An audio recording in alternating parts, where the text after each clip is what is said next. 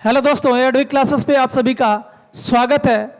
कल हम लोग पढ़ रहे थे वर्णमाला के बारे में और वर्णमाला में भी चल रहा था स्वर और स्वरों के बारे में हम लोगों ने अभी तक पढ़ा कि स्वर की संख्या कितनी है और किसके अनुसार। इसके बाद हम लोगों ने पढ़ा अयोगवाह की संख्या कितनी है, अयोगवाह नाम किसने दिया और बिंदु आए थे तो संपूर्ण हिंदी में कितने तरीके के बिंदु का प्रयोग हम करते हैं उनके बारे में जिक्र किया गया। इसके बाद हम लोगों ने पढ़ा नुक्ता या नोप्ता, इन सब चीज़ों के बारे में हम लोग क्या किए, पढ़ लिए। आज स्वर के क्रम को क्या करते हैं, आगे बढ़ाते हैं। आइए, एक क्वेश्चन आपसे हमेशा पूछता है, कहता है कि बताओ उच्चारण के आधार पर, उच्चारण के आधार पे या इसी को बोलता है उच्चारण की दृष्टि से, उच्चारण की दृष्टि से हिंदी में स्वरों की संख्या कितनी है, हिंदी में स्वरों की संख्या। अगर आपसे ऐसा क्वेश्चन पूछें कि बताओ उच्चारण की दृष्टि से हिंदी में स्वरों की संख्या कितनी है, तो उससे बता देना कि उच्चारण के आधार पे या उच्चारण की दृष्टि से हिंदी में स्वरों की कुल संख्या कितनी, 10। कितनी है तो बता देना उससे कितनी, 10। पूछेगा कौन कौन से, तो आइए देखते हैं कौन कौन से।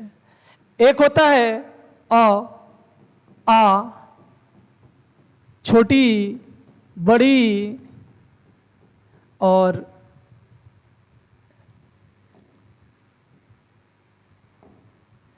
छोटा ऊ, बड़ा ऊ। इसके बाद क्या बोलते हैं इसको, तो कहेंगे री। फिर ए, ऐ, ओ, औ। अब कुछ लोग यहाँ पे काउंट कर रहे होंगे तो कहेंगे कि सर आपने तो कितना लिखा है, 11, लेकिन अभी बात कर रहे हैं आप किसकी, 10 की। तो सही में 11 है, काउंट कर लीजिए एक बार। तो काउंट करने के बाद बोल दीजिए कि हाँ सर 11 ही है।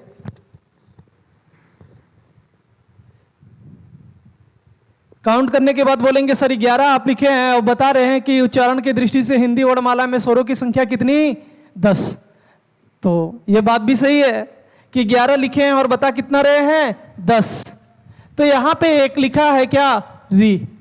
क्या लिखा हुआ है, री। और री का जब हम उच्चारण करते हैं तो ये री इस री के रूप में उच्चरित होता है, जिस पे छोटी ई की मात्रा लगी होती है। जब इस री को हम बोलते हैं तो किस री का उच्चारण करते हैं, तो कहेंगे इस री का उच्चारण। और ये जो री होता है ये बना किससे है, तो कहेंगे आधा र और छोटी ई से मिलके ये वाला री बना है। ये री किससे बना है, तो आधा र और छोटी ई से मिलके बना है। ये री बोले चाहे ये री बोले, क्योंकि इस री का जब उच्चारण करते हैं तो इस री के रूप में उच्चरित होता है। जैसे मैं एग्जाम्पल की बात करें तो हम कहते हैं ना ऋषि, क्या बोलते हैं, ऋषि। और देखिए कहते हैं ऋग्वेद, ऋग्वेद। तो यहां पे जब हम उच्चरित करते हैं तो ये किस रूप में आता है, तो कहते हैं कि र का जो है बोध हमें कराता है। जब भी हम उच्चारण करेंगे, बोलेंगे इस र को, तो किस चीज का बोध कराएगा, तो कहेंगे कि र का बोध कराता है। किस चीज का बोध कराएगा आपको, तो आप बोलेंगे कि किसका बोध कराता है, र का बोध होता है हमें। जब इस री का हम उच्चारण करते हैं तो हमें हमेशा र का बोध होता है। और ये र, ये जो र दिख रहा है दोस्त, ये होता क्या है, तो कहेंगे व्यंजन। र क्या है, तो कहेंगे व्यंजन है। और जब व्यंजन है, व्यंजन का बोध हो रहा है दोस्त, तो हम काहे इसको उच्चारण के अनुसार स्वर माने। तो इसीलिए जो री था उच्चारण के अनुसार या उच्चारण के दृष्टि से स्वर नहीं माना जाता है। इसी कारण उच्चारण के अनुसार हम स्वर में इसको काउंट नहीं करते हैं, नहीं गिनते हैं।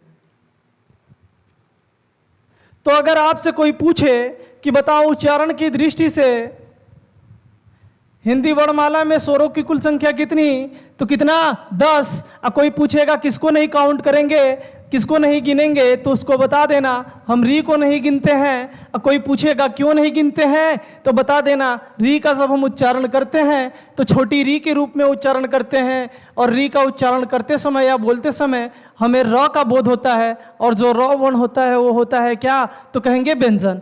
और जब व्यंजन का बोध हो गया तो उसको स्वर नहीं माना जाता है। बोलेगा किस आधार पे, तो कह देना उच्चारण के आधार पे। बात समझ में आई कि नहीं? आ गई? तो आइए आगे चलते हैं। अब देखिए स्वर में ही हमें एक चीज देखने को मिलता है, मात्रा। क्या मिलता है? तो कहेंगे मात्रा। अब समझ लेते हैं मात्रा के बारे में, क्योंकि इसको हमें स्वर पढ़ते समय क्या होगी, जरूरत पड़ने वाली है। और मात्रा से भी क्वेश्चन आपका बनता है। बहुत सारे एग्जाम, जितने भी एग्जाम उठा के देख लो, कहीं ना कहीं मात्रा जरूर पूछा होगा। तो मात्रा से भी क्वेश्चन आपके पूछे जाते हैं। तो मात्रा का मतलब समझ लेते हैं पहले, क्या अर्थ की बात कर लेते हैं। अगर आपसे कोई पूछे कि मात्रा का अर्थ क्या होता है, तो उससे बता देना कि उच्चारण में लगने वाले। अब कहेंगे किसके उच्चारण में, तो आइए ये भी दुविधा मिटा देते हैं। वर्णों के उच्चारण में लगने वाले समय को, उच्चारण में लगने वाले समय को क्या बोलते हैं? तो कहेंगे मात्रा बोला जाता है, मात्रा कहते हैं। अब कहेंगे सर जी बताइए कि उच्चारण में लगने वाले समय को हम मात्रा कैसे कहेंगे? तो सुनिए, जब हम किसी वर्ण का उच्चारण करते हैं या किसी वर्ण को हम क्या करेंगे, बोलेंगे, तो उस वर्ण को बोलने में कितना समय लग रहा है, यही जो समय लगेगा, इस समय को जो बताएगा, उसी चीज को हम क्या बोलते हैं? तो कहेंगे मात्रा। जो समय का बोध हमें करा देता है कि कितना समय लग रहा है उस चीज को बोलने में, तो वही हमारा क्या कहलाता है, मात्रा। अभी पढ़ेंगे कि मात्रा के आधार पे जो स्वर हैं वो कितने हैं, ये सब पढ़ा जाएगा, तो बने रहिए।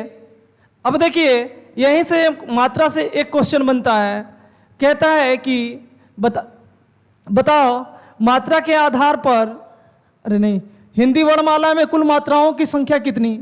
यही एक क्वेश्चन आपसे पूछेगा कि बताओ हिंदी वर्णमाला में कुल मात्राओं की संख्या कितनी है या कुल मात्राएं कितनी है। तो देखिए हिंदी में अगर हम स्वरों की बात करें, हिंदी में कुल स्वरों की बात करें तो कुल स्वर कितने थे? तो कहेंगे 11 ठो। हिंदी में कुल स्वरों की संख्या कितनी? तो कहेंगे 11। कुल स्वरों की संख्या कितनी थी? तो कहेंगे कितनी थी? 11 ठो थी। कितनी? 11 थी। और इन 11 स्वरों से मिलके, कितने स्वर से? इन 11 स्वर से मिलकर कुल 10 मात्राओं का जन्म हुआ। कुल 10 मात्राओं का जन्म हुआ, या क्या बोल सकते हैं, निर्माण हुआ। अगर आपसे कोई पूछे कि बताओ हिंदी वर्णमाला में कुल मात्राओं की संख्या कितनी, तो उससे बता देना हिंदी वर्णमाला में कुल मात्राओं की संख्या कितनी, तो कह देना कितना? 10। अगर आपसे ऐसा कोई पूछे तो उससे बता देना कितना, टोटल कितना, तो कह देना कि 10। कितने स्वर से मिलकर जन्म हुआ, तो कह देना 11 स्वर से कितनी मात्राएं बनी हैं, 10। अगर कोई पूछ ले कौन कौन, तो आगे बता रहा हूं, पहले स्क्रीनशॉट ले लीजिए।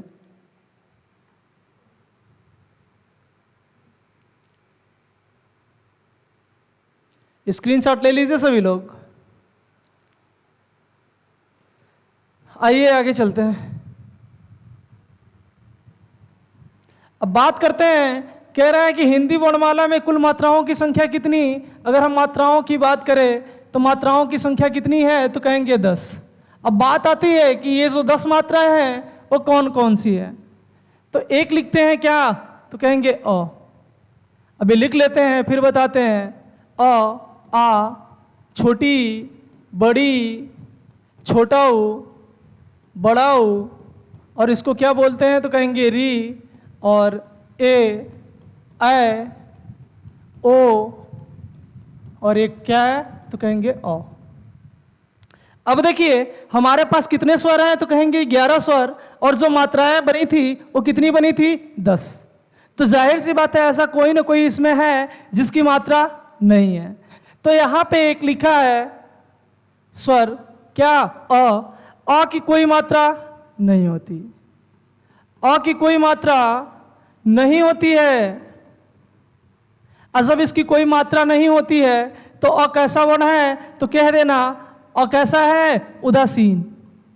अ कैसा वर्ण माना जाएगा, तो अ उदासीन होता है। पूछता है हिंदी वर्णमाला में जो है ऐसा कौन सा स्वर है जिसे क्या माना जाता है, उदासीन। तो बता देना ऐसा वर्ण या ऐसा स्वर है दोस्त जो कैसा होता है, तो कह देना उदासीन होता है। पूछेगा उदासीन क्यों होता है, तो कह देना इसकी मात्रा तो कोई है ही नहीं, इसकी कोई मात्रा नहीं है। बाकी जितने स्वर है सभी की कोई ना कोई क्या है, मात्रा है।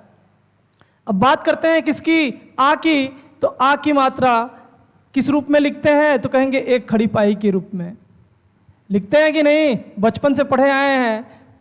ये किस चीज का मात्रा है, तो कहेंगे आ का मात्रा है। अब ई की बात कर लें तो ई की भी मात्रा होता है। ई की कौन सी मात्रा होती है, ये छोटा ई लिखा है, और यहाँ पे देखे बड़ी ई की मात्रा, तो ये इधर के झुका होता है। अब इसकी बात करें तो इसका मात्रा ऐसे होता है, और ये देखिए ये बड़ा ऊ का मात्रा है। और ये री की बात करें तो री की मात्रा ये ऐसे लगा होता है। अब कहेंगे जैसे में अगर हम बात कर ले तो लिखते हैं ना कृषि, क्या बोलते हैं, कृपा बोलते हैं कि नहीं, तो कहेंगे हाँ बोलते हैं। अब बात करते हैं इसकी, तो ये जो ए लिखा है इसकी कितनी मात्रा होती है, तो कह देना इसमें एक चुंडी होती है, इसका मात्रा ऐसे होता है। और ये जो ए लिखा है इसमें कितनी चुंडी, तो कहेंगे 2 चुंडी। अब बात करते हैं ओ की, तो ओ में एक चुंडी होता है और एक खड़ी पाई। और औ की बात करें तो औ में जो है 2 चुंडी और एक खड़ी पाई होता है। अब टोटल मात्राओं की बात करें तो गिन लीजिए 1 2 3 4 5 6 7 8 9 और 10। तो टोटल 11 स्वरों से मिलके कितनी मात्राओं का जन्म हुआ, तो उससे बता देना कि 10। कोई पूछे मात्रा का मतलब क्या होता है, मात्रा का अर्थ क्या होता है, तो उससे बता देना कि उच्चारण में लगने वाले समय को हम क्या बोलते हैं, मात्रा। बात समझ में आई? अगर समझ में आई तो स्क्रीनशॉट लीजिए, फिर आगे चलते हैं।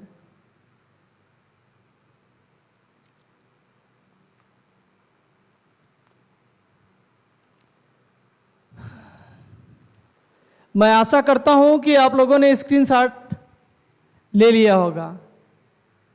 आइए आगे चलते हैं। अब बात करते हैं स्वरों का विभाजन।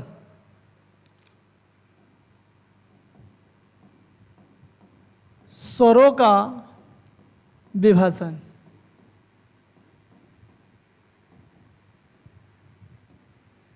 अगर आपसे कोई पूछे कि स्वर का विभाजन कितने भागों में किया गया है, तो उससे बता देना कि 3 भागों में। स्वर में कितने अक्षर होते हैं, यहाँ पे क्या लिखा है, स्वर, और स्वर में कितने अक्षर, तो कहेंगे 3 ठो।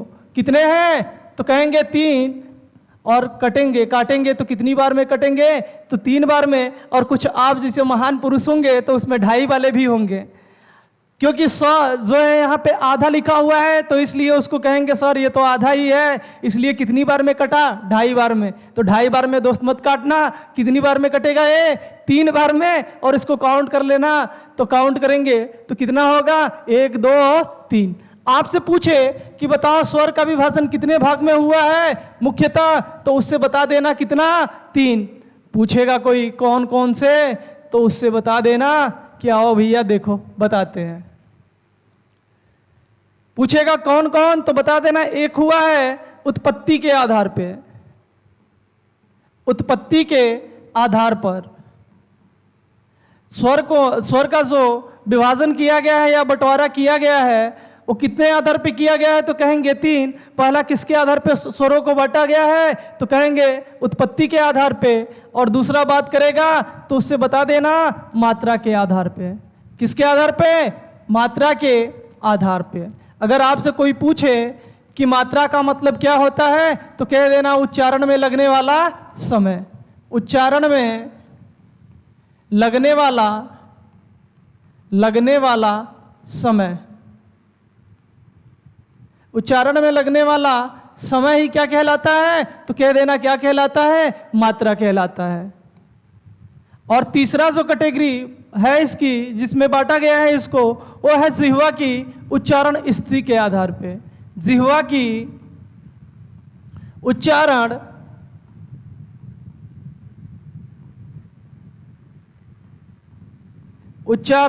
स्थिति के आधार पे, स्थिति के आधार पर।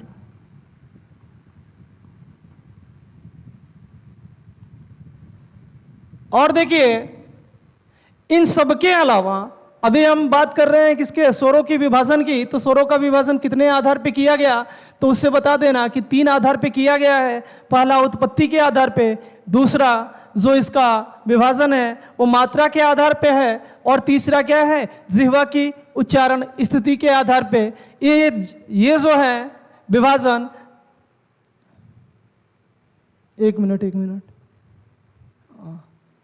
1 2 और 3 सही है, ठीक है।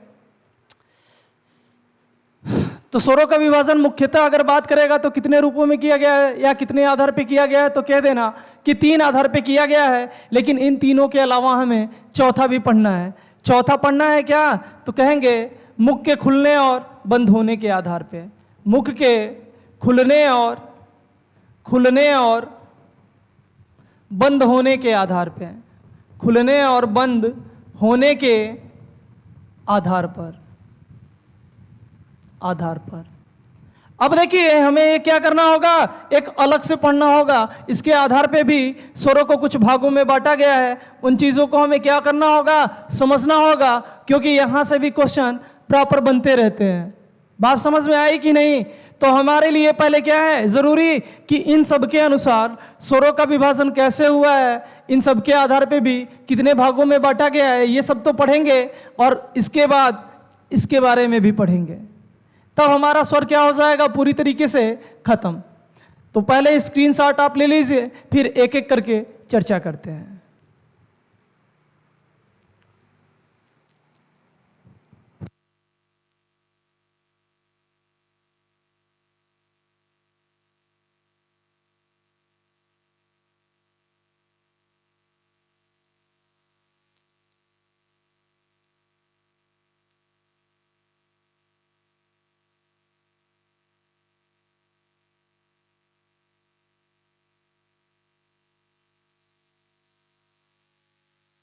मैं आशा करता हूं कि आप लोगों ने स्क्रीनशॉट ले लिया होगा। तो आइए देर न करते हुए चलते हैं।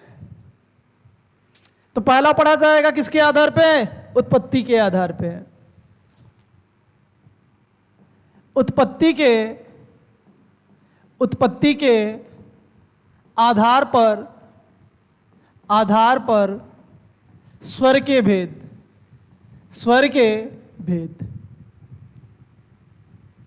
अब देखो यहां पे क्या बोल रहा है कि उत्पत्ति के आधार पे स्वर के भेद, आपसे भेद बोले चाहे प्रकार बोले। भेद को ही क्या बोलते हैं, तो कहेंगे प्रकार बोलते हैं। अगर आपसे कोई बोले कि बताओ उत्पत्ति के आधार पे स्वर के कितने भेद, या इसी को क्या बोले, उत्पत्ति के आधार पर स्वर के कितने प्रकार, तो बात एक ही है, चाहे भेद बोले चाहे प्रकार बोले। लेकिन आप कंफ्यूजन में गलती से भी मत रहना भाई।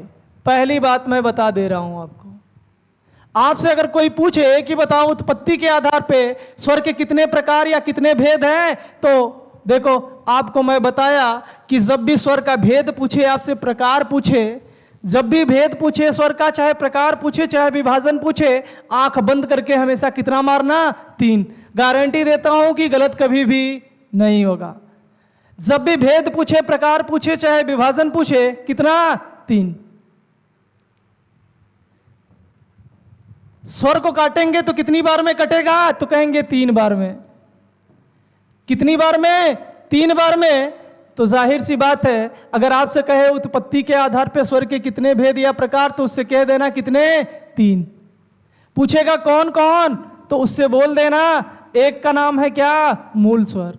एक को क्या बोलते हैं, तो कह देना एक को बोलते हैं मूल स्वर, और दूसरे को बोलते हैं दीर्घ स्वर। दूसरे का नाम क्या है, तो कह देना दीर्घ स्वर। और तीसरे के बारे में पूछे तो उससे बता देना तीसरा जो है उसको बोलते हैं कौन सा स्वर, तो कह देना संयुक्त स्वर। आपसे पूछे कि उत्पत्ति के आधार पे कौन कौन से स्वर हैं, तो उससे बता देना मूल स्वर, दीर्घ स्वर और संयुक्त स्वर। मूल स्वर, दीर्घ स्वर और संयुक्त स्वर। पूछेगा उत्पत्ति के आधार पे भेद या प्रकार कितने, तो हमेशा कितना मारना है, 3। पूछेगा उत्पत्ति के आधार पे स्वरों को कौन कौन से स्वर होते हैं, तो बता देना एक होता है मूल, एक होता है दीर्घ और तीसरा होता है क्या, तो बोल देना संयुक्त। अब बात करते हैं मूल स्वर के बारे में। तो यहां पे जो लिखा है मूल, और मूल का अर्थ क्या होता है, तो कहेंगे मूल का जो अर्थ होता है वो होता है क्या, जड़। मूल का अर्थ क्या होता है, तो कहेंगे जड़। तो बताइए अगर ये पौधा है दोस्त, ये क्या मान लेते हैं, पौधा। थोड़ा बढ़िया नहीं बना होगा, कहें इसकी ड्राइंग में बचपन से ही हम पीछे से टॉप करते आए हैं। ड्राइंग में जो है हम बचपन से ही पीछे से टॉप करते आए हैं, इसलिए ये जो पौधा सही बना नहीं होगा। और ये क्या हो गया इसका, जड़। तो बताइए पहले पौधा आया कि पहले जड़ आया होगा, तो कहेंगे पहले जड़ आया होगा। पहले क्या आया होगा, जड़। और जड़ से ही धीरे धीरे ये क्या बना होगा, पौधा। क्या बना है, तो कहेंगे पौधा बना है। तो जाहिर सी बात है, अगर हम इसके परिभाषा की बात करें, अगर हम इसके परिभाषा की बात करें इस बेस पे, इसके अर्थ के हिसाब से, तो क्या बनेगा, तो कहता है कि वे स्वर जो पहले बने हैं, वे स्वर, वे स्वर, वे स्वर जो पहले बने हैं, जो पहले बने हैं,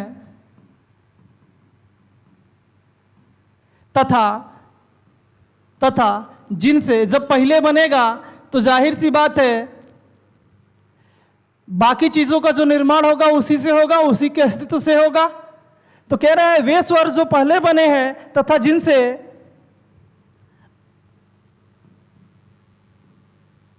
जिनसे अन्य स्वर का क्या हुआ हो दोस्त, निर्माण हुआ हो। वे स्वर जो पहले बने हो तथा जिनसे अन्य, अन्य का मतलब क्या होता है, दूसरे। अन्य का मतलब बोले तो कह देना दूसरे स्वर का निर्माण हुआ हो, स्वर का निर्माण हुआ हो।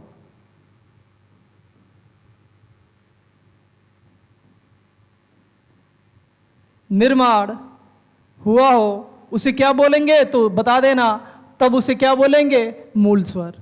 कह रहा है वे स्वर जो क्या हो, पहले बने हो तथा उसी स्वर से बाद में जितने बने उन सबका क्या हुआ हो, निर्माण हुआ हो। अब कहेंगे कि सर जी हमारे पास स्वरों की संख्या तो 11 थी, उसमें से ऐसे कौन से स्वर थे जो सबसे पहले बने और उसी स्वर से बाकी स्वरों का क्या हो गया, उत्पत्ति हो गया। तो आज मैं बताऊंगा कि हमारे पास जो 11 स्वर है ना, उनमें से सबसे पहले किसका जन्म हुआ और उससे बाद में धीरे धीरे कैसे बाकी स्वर बने। तो आज उसी के बारे में डीपली चर्चा होगा दोस्त, कोई दिक्कत नहीं है, बने रहो। आज के बाद से दिक्कत नहीं होगा और ये याद तो ऐसा रहेगा कि आप सोच भी नहीं सकते हैं। टेंशन न लीजिए, ये मेरे पे छोड़िए।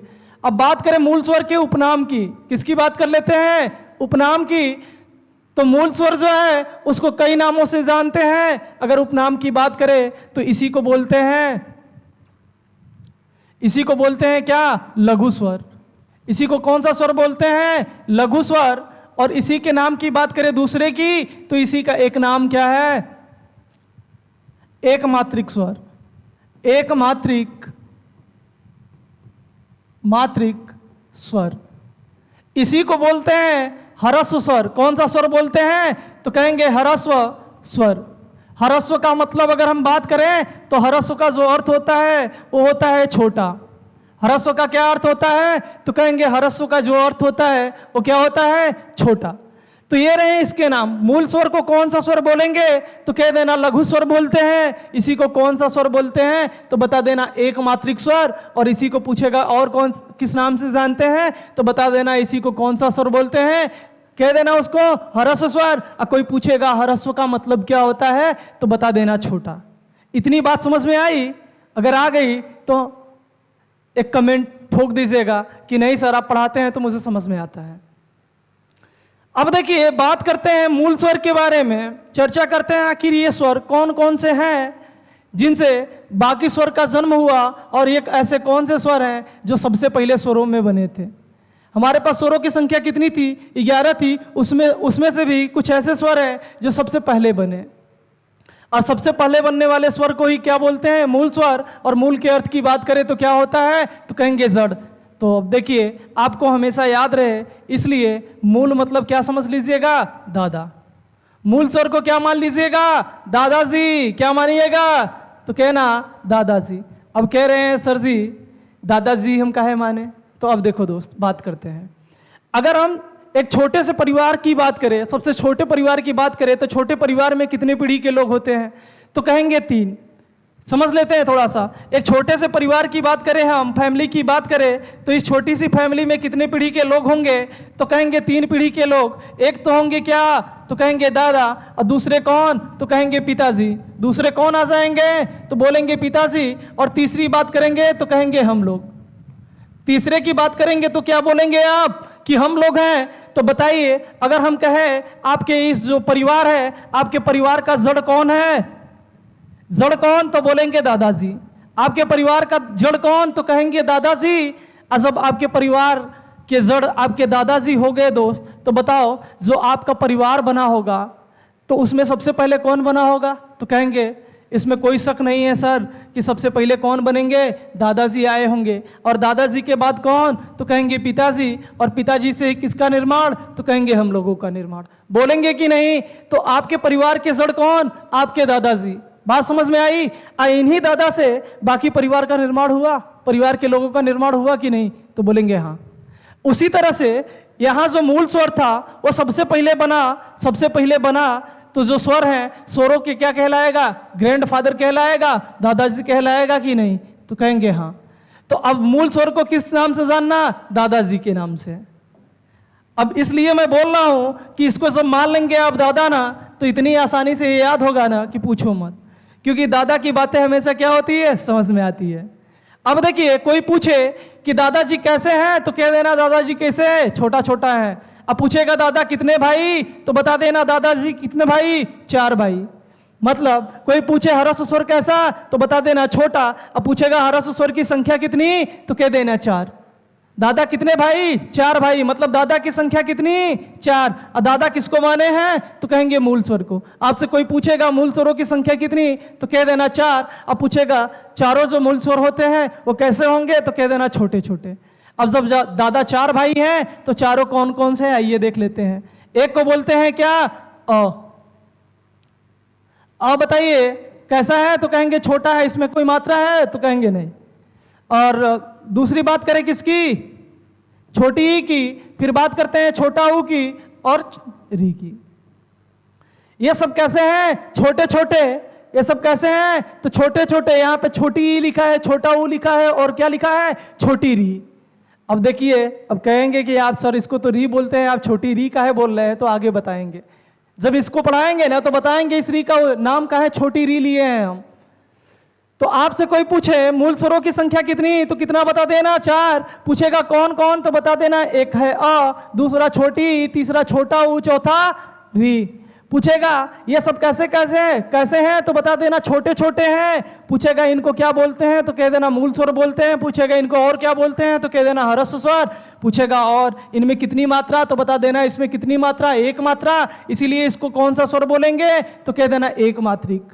अब आपसे कहेगा कि बताओ लघु स्वर किसे कहते हैं, तो कह देना इन चारों को कौन सा स्वर बोलते हैं? लघु स्वर। कौन सा स्वर बोलते हैं? लघु स्वर। लघु का स्वर, लघु का चिन्ह क्या होता है, तो लघु का चिन्ह ऐसे बनता है। क्या बोलते हैं? लघु।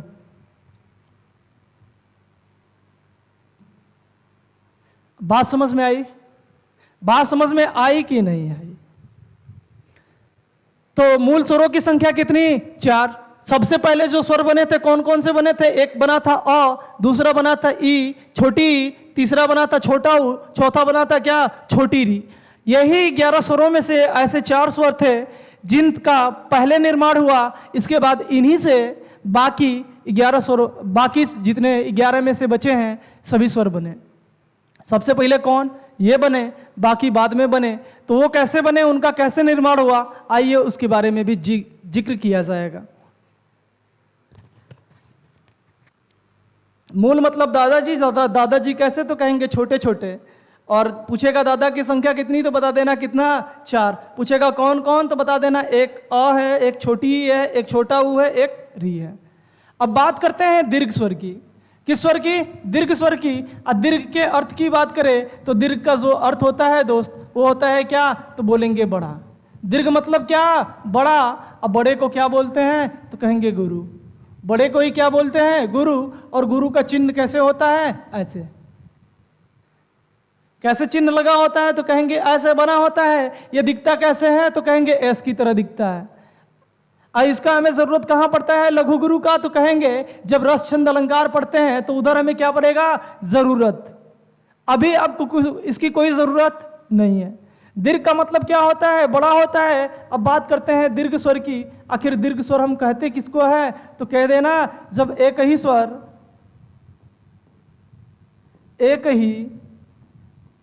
स्वर को दो बार जोड़ने से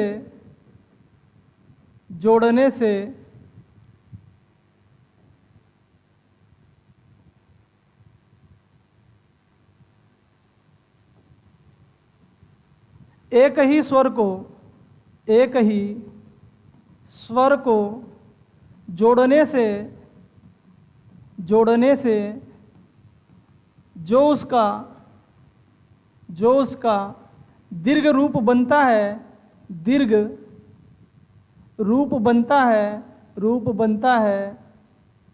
उसे दीर्घ स्वर कहते हैं। तो उसे दीर्घ स्वर कहते हैं।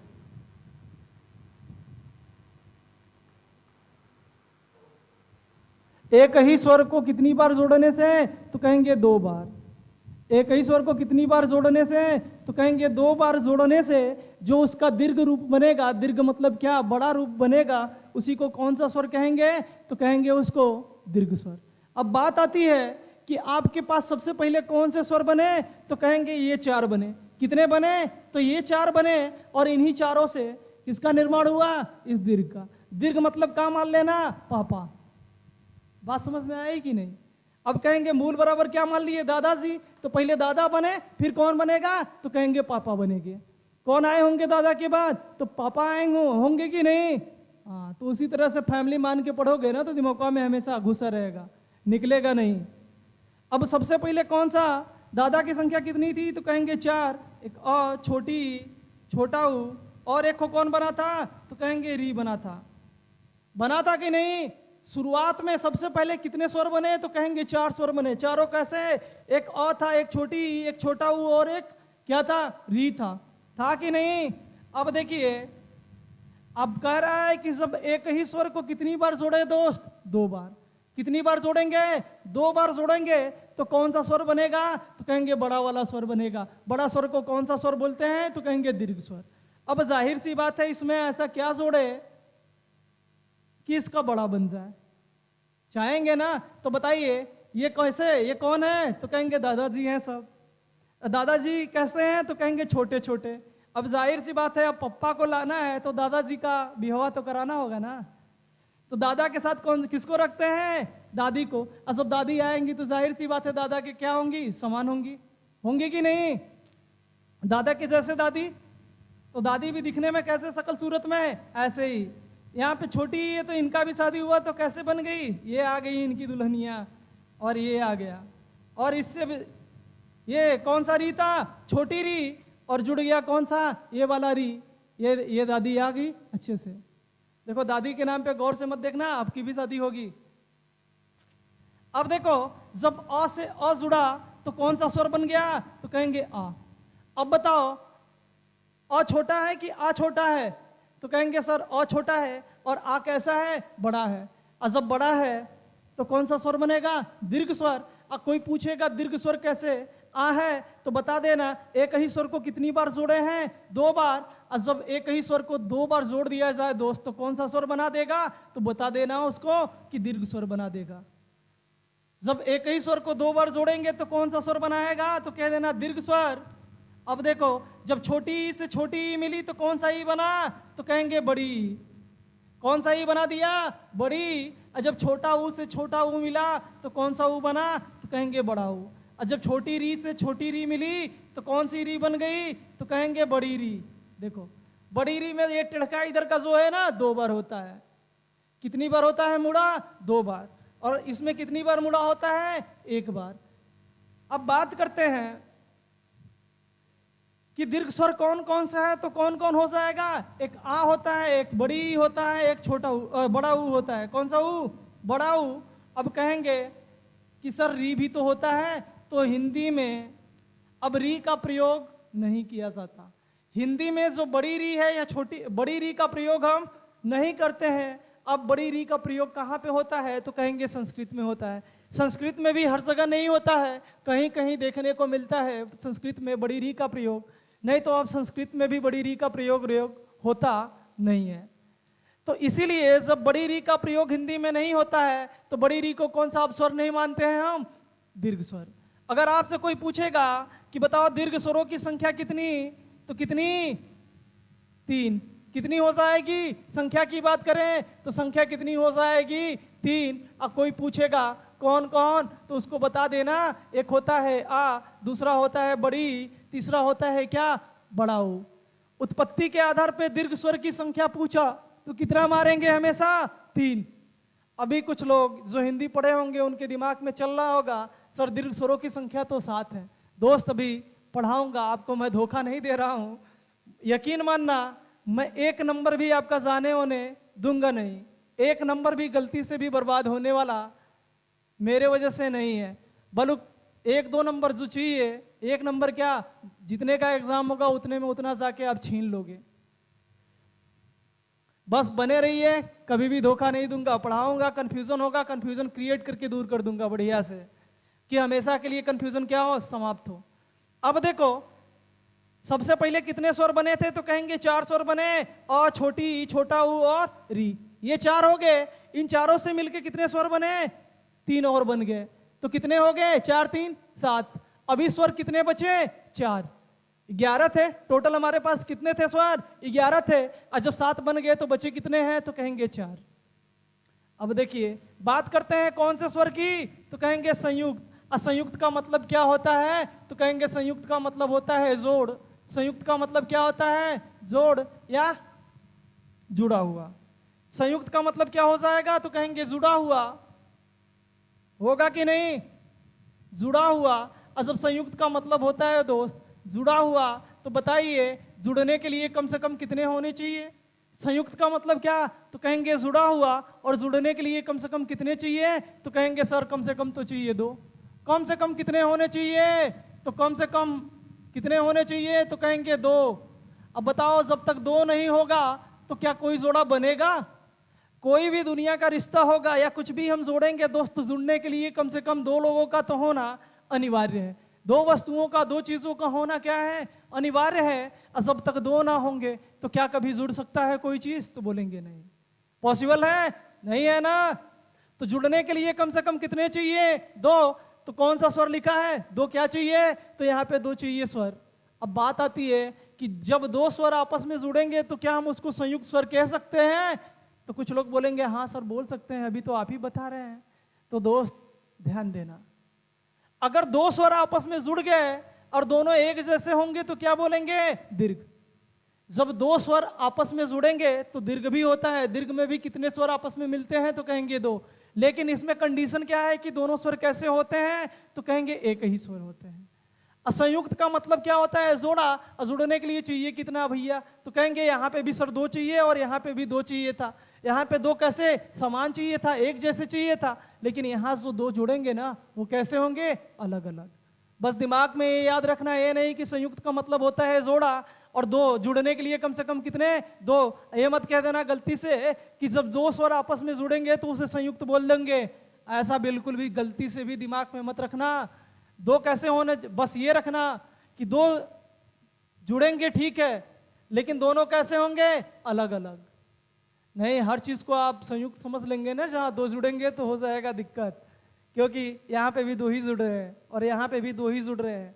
बस अंतर दोनों में है कि यहाँ पे अलग एक जैसे और यहाँ पे कैसे? अलग अलग। आइए परिभाषा बनाते हैं। जब दो स्वर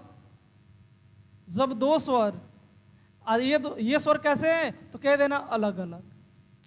जब 2 अलग अलग स्वर आपस में आपस में जुड़ते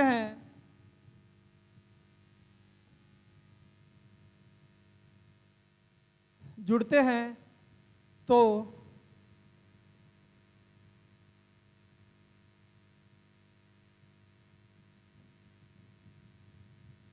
उससे बनने वाले स्वर को कौन सा स्वर बोलेंगे? तो कहेंगे संयुक्त स्वर। जब दो स्वर आपस में जुड़ेंगे और उससे जो स्वर बनेगा उस स्वर को हम क्या बोलेंगे? तो कहेंगे संयुक्त स्वर। लेकिन कंडीशन हमेशा याद रखना कि ये दोनों स्वर कैसे होंगे? तो कहेंगे अलग अलग। ये दोनों स्वर कैसे होंगे? अलग अलग होंगे। और बोर्ड पे हमारे है जगह नहीं, अभी मेरे बोर्ड पे क्या नहीं है? जगह नहीं है कि इन चारों स्वरों के बारे में या संयुक्त स्वरों के बारे में मैं बता सकूं कि कौन कौन से स्वर होंगे। तो इससे पहले क्या करिए, आप स्क्रीनशॉट लीजिए इज्जत के साथ और फिर आगे चलते हैं। लीजिए स्क्रीनशॉट।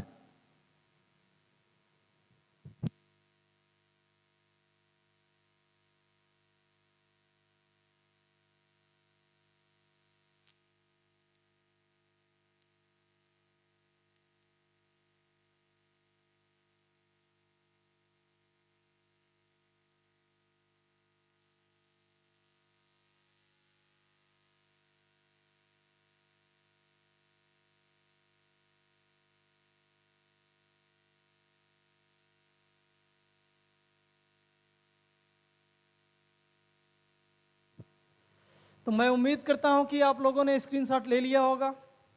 तो आइए आगे चलते हैं, देखते हैं आखिर ये संयुक्त स्वर कौन कौन से हैं और इससे कैसे रिलेटेड है कि मूल स्वर से ही ये संयुक्त स्वर भी बना है। पहले कौन बना? मूल बना, ये चार बने, इस चार से ये तीन बने और इन दोनों से कौन बनेगा अब? संयुक्त स्वर। अभी तक तो आप पढ़े होंगे स्वरों की संख्या कितनी? 11। अभी ये नहीं पढ़े होंगे आखिर ये बने तो बने कैसे। आज ये भी जान लेते हैं, आइए। और यहां से हमेशा क्वेश्चन पूछता है कि मूल स्वरों की संख्या कितनी? तो कितना? 4। पूछता है उत्पत्ति के आधार पर दीर्घ स्वरों की संख्या कितनी? तो बता देना कितनी? 3। उत्पत्ति के आधार पर दीर्घ स्वर की संख्या कितनी? 3। और संयुक्त स्वरों की संख्या पूछेगा तो आगे पढ़ते हैं, आइए। अब कौन सा स्वर पढ़ रहे हैं? तो कहेंगे संयुक्त स्वर। कौन सा स्वर? तो कहेंगे संयुक्त स्वर। संयुक्त स्वर परिभाषा तो हो चुका, बता चुके। संयुक्त का मतलब होता है जुड़ा हुआ, और जुड़ने के लिए कम से कम चाहिए 2। और जब दो अलग अलग स्वर आपस में जुड़ेंगे तो उसे कौन सा स्वर बोलेंगे? तो कहते हैं संयुक्त स्वर। अब बात करते हैं संयुक्त स्वर में संयुक्त स्वरों की संख्या कितनी है। क्या पूछेगा? संयुक्त स्वरों की संख्या।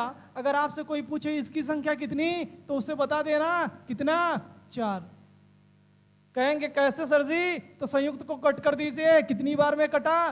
तो 4 बार में। कितनी बार में कटा है? 4 बार में। कुछ लोग महापुरुष जो बैठे होंगे देख रहे होंगे, बोलेंगे सर का आधा है, 3.5 बार में कटा है। सर आप बता रहे हैं कितनी बार में? 4 बार में। तो दोस्त आपसे रिक्वेस्ट है कितनी बार में काटना? 4 बार में। आधा का को पूरा समझ लेना। तो काटेंगे तो कितनी बार में कटेगा? 4 बार में। और संयुक्त स्वरों की संख्या पूछेगा तो कितना? 4। बात समझ में आई कि नहीं? गुड। अब बात आती है कौन कौन से। तो सबसे पहले हमारे पास कुछ मूल स्वर बने थे कि नहीं? तो कहेंगे हाँ बने थे। तो मूल स्वर में से एक को स्वर उठाते हैं, कौन सा?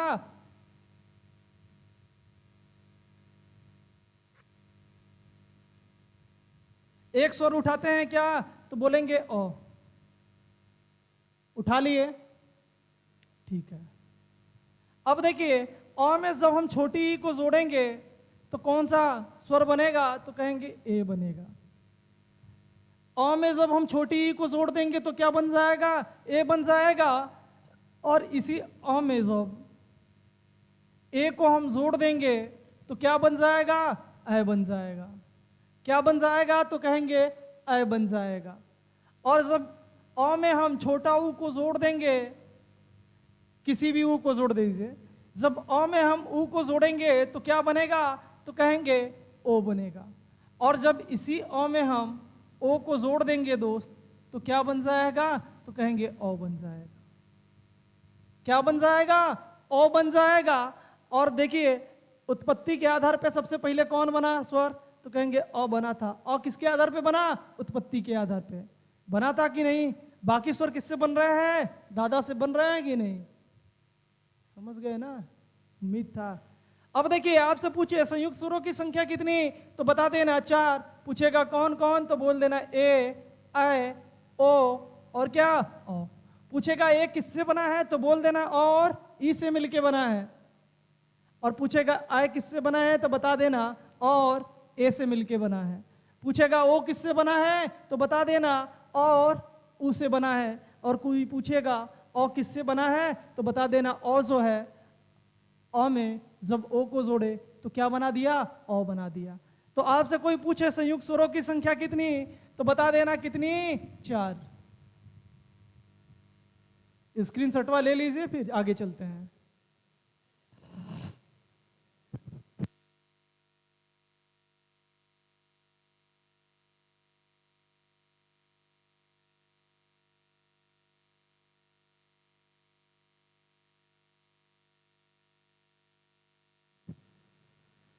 अब आप लोगों ने स्क्रीनशॉट ले लिया होगा, उम्मीद है कि नहीं? तो आज के लिए बस इतना ही। कल आपका स्वर पूरा कंप्लीट हो जाएगा। आज के लिए बस इतना ही। कल आपका पूरा स्वर मैं क्या करूँगा? कंप्लीट करा दूंगा, पूरा का पूरा स्वर खत्म हो जाएगा। और एक बात आप लोगों को कहना है कि जो हमारा वीडियो आज नए, जो है हमारा वीडियो आज देख रहे हैं और वो नए हैं चैनल पे, तो चैनल को पहले तो सब्सक्राइब कर ले और प्लेलिस्ट पे चले जाए या फिर आई बटन पे चले जाए, वहाँ से जाके पुराने वीडियो को देख ले फिर से। और आप लोगों से एक बात कहना चाहूँगा कि अगर वीडियो पसंद आ रहा हो तो ज़्यादा से ज़्यादा लाइक शेयर एंड कमेंट करें, और सब्सक्राइब भी जो आपके दोस्त हैं उनसे करवाते रहिए और हमारे साथ जुड़े रहिए। प्रतिदिन मैं शाम को 5 बजे आपको क्लास प्रदान करूँगा, प्रतिदिन, चाहे छुट्टी हो चाहे संडे हो, उससे फ़र्क नहीं पड़ने वाला है। मतलब महीने के 30 के 30 दिन आपको वीडियो मिलता रहेगा। और यकीन मानिए आपका यूपीपी हो चाहे सीआरपीएफ का एग्ज़ाम जो आने वाला है, या यूपी टेट जो आने वाला है, या वीडियो का एग्ज़ाम जो होने वाला है, उन सबसे पहले मैं आपके हिंदी का द एंड कर दूंगा। इसके बाद जैसे ही एग्ज़ाम आपका 15 दिन बचेगा, मैं आपको जो है मैराथन भी देना स्टार्ट कर दूंगा। और इतना ही नहीं, हर चैप्टर पे 250 क्वेश्चन, 250 से 300 क्वेश्चन मैं आपको प्रैक्टिस मारने के लिए दूंगा अपने ऐप पे। वो भी फ्री में जाके वहाँ पे टेस्ट दे सकते हैं। तो इसके लिए व्यवस्था मैं किया हूँ। जैसे ही मेरा वर्णमाला का चैप्टर खत्म होगा, आपको कम से कम 300 क्वेश्चन जो है प्रैक्टिस मारने के लिए मैं अपने ऐप पे दे दूंगा। वहाँ पे सब कुछ लगा हुआ है, वहाँ पे जाके आप टेस्ट दे सकते हो। तो इसका अगर लिंक चाहिए तो मैं अभी दूंगा, लेकिन कब? जब वर्णमाला का आखिरी लेक्चर होगा उस दिन।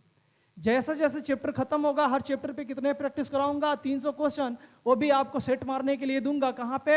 अपने ऐप पे जाके वहाँ टेस्ट बुक, मेरे टेक्स्ट बुक पे, मेरे ऐप पे आराम से टेस्ट दे सकते हो आप लोग।